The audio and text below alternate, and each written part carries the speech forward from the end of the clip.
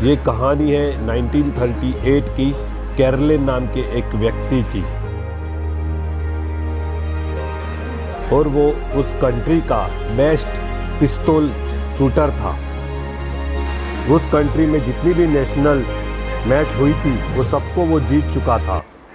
ये almost confirm हो गया था कि 1940 में जो ओलंपिक आ रहा है वो कैरली ही जीतेगा।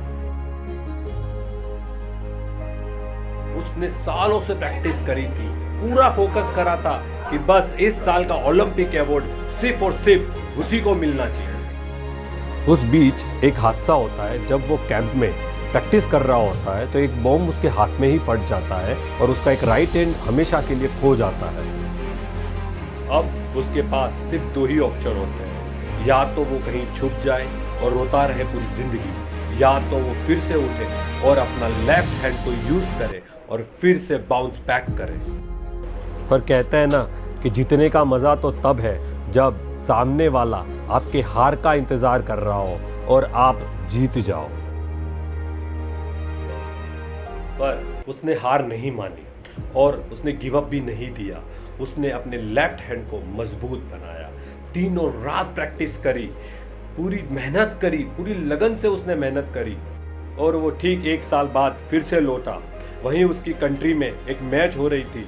वो देखते हुए सभी लोगों ने उसको जज्बे को सलाम दिया कि ये होता है। इस तरह से वो सभी अपने प्लेयरों को शाबाशी देने के लिए आया। पर उसने सबको कहा कि मैं यहाँ आप लोगों को देखने नहीं आया हूँ, आप लोगों का जज्बा को उत्साहित करने नहीं आया हूँ, मैं यहाँ खेलने आया हूँ। और उसने उसमें पार्टिसिपेट किया और अपने लेफ्ट हैंड से उसने उस कंपटीशन को खेला, और ना खेला बाकी उसने जीता और उसने फर्स्ट प्राइज भी लिया। पर वो यहाँ रुका नहीं। उसका सपना था ओलंपिक में गोल्ड मेडल जीतना।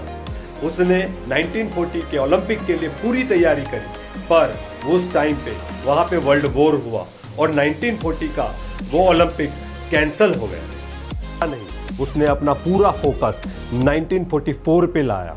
अब 1944 का गोल्ड मेडल जीतना अब वही उसका एकमात्र सपना था, उसके जीवन का एक ही लक्ष्य। लेकिन 1944 के ओलंपिक्स भी कैंसिल हो गए वर्ल्ड वॉर की वजह से। वो काफी हताश हो गया, निराश हो गया। अब उसने अपना पूरा फोकस 1948 में कर दिया, 1948 के ओलंपिक पे। तब उसकी उम्र 38 ईयर की हो चुकी थी। अब उसका मुकाबला वहां के यंग जनरेशन के साथ होने वाला था। फाइनली उसका 8 साल का इंतजार खत्म हुआ और उसने पार्टिसिपेट करके उसने गोल्ड मेडल भी हासिल किया। लेकिन वो तब भी नहीं रुका। 1952 उसने फिर से कॉम्पीट किया उस ओलंपिक में, और कौन जीता? कैरली। ये मात्र एक ही ऐसा बंदा था जिसने आज तक के हिस्ट्री में 2 बार लगातार गोल्ड मेडल जीते हैं। फेलियर होने के आपके पास 1000 रीजन हो सकते हैं, पर जीत उसी की होती है जो एक जज्बे से मुकाबला करता है। यूं ही नहीं होती लकीरों से पहले उंगलियां, यूं ही नहीं होती लकीरों से पहले उंगलियां, भगवान ने भी किस्मत से पहले मेहनत लिखी हुई है।